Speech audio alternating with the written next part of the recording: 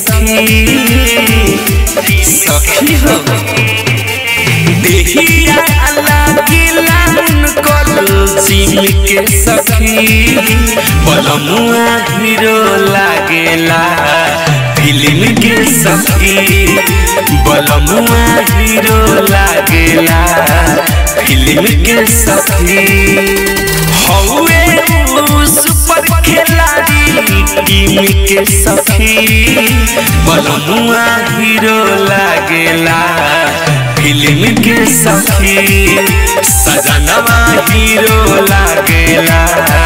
film के सखी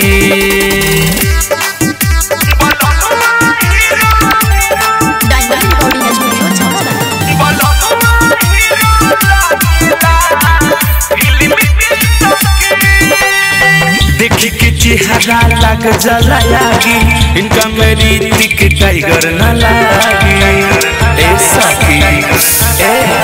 देख के चेहरा लग जलायागी इनका मेरी टिक टाइगर न लागी गुनावा भरल बा सबीली में के सखी बलमुआ हीरो लागेला फिल्म के सखी सजनवा हीरो लागेला फिल्म के सखी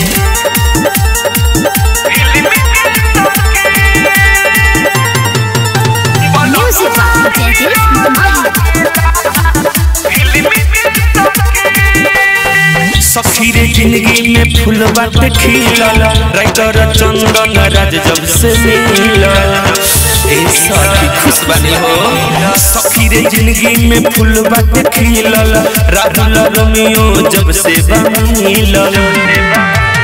ऑल बेला अशोक खींची बीम के सखी बलमुआ हीरो लागेला फिल्म के सखी सजनवा हीरो लागेला फिल्म के सखी हौवे सुपर खिलाड़ी टीम के सखी बलमुआ हीरो लागेला फिल्म के सखी सजनवा हीरो लागेला फिल्म के सखी रिकॉर्डिंग स्टूडियो छौड़ा